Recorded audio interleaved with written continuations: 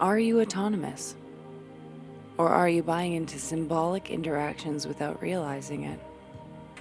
Do you see yourself as an independent individual, capable of creating choices best suited for yourself and your future?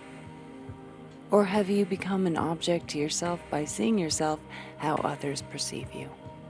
This is Tuesday Talks with Irene, number 27, Self-Authorship. The road to self-authorship can sometimes be a difficult route. After all, we are growing increasingly aware of the denial our own society takes towards self-authorship.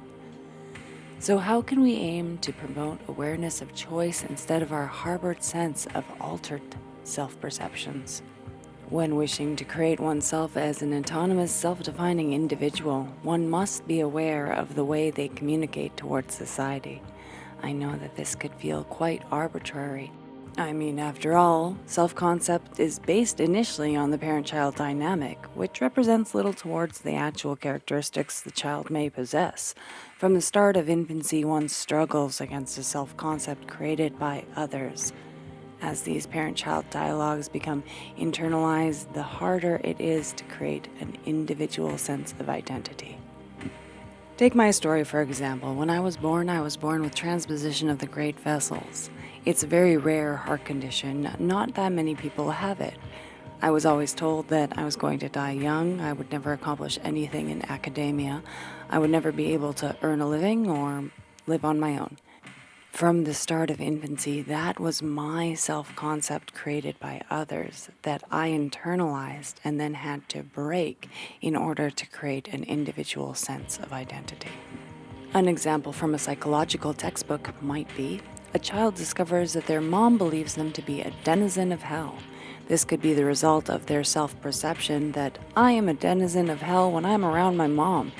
This then is internalized and over time will confirm the child's identity and induce others to treat them like a denizen of hell. Over time, the child ages and reaches maturity, the awareness of the self-concept will fade, and the experience simply is they are a denizen of hell. The reverse can also be seen in individuals who believe they are the golden standard. These self-concepts do not promote autonomy. The process of self-authorship or self-conceiving does not end with these poorly conceived perceptions created by others. One must consistently strive to develop oneself. Or as John D. W. Andrews states in The Active Self in Psychotherapy, the developing individual constructs their picture of self and is an active participant in carrying the self-definitional process forward.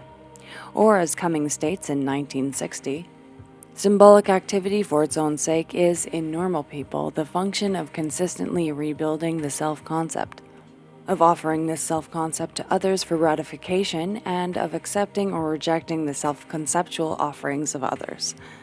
The self-concept is continuously to be rebuilt if we are to exist as people and not as objects. And in the main, the self-concept is rebuilt in communicative activity. Here we can see the Hegelian dialectic at play in psychotherapy, where the individual creates a self-image by seeing themselves as an active self, then providing that self-image to others for feedback, then accepting or rejecting this concept they have created for themselves. There is a thesis, an antithesis, and finally a synthesis of self-image.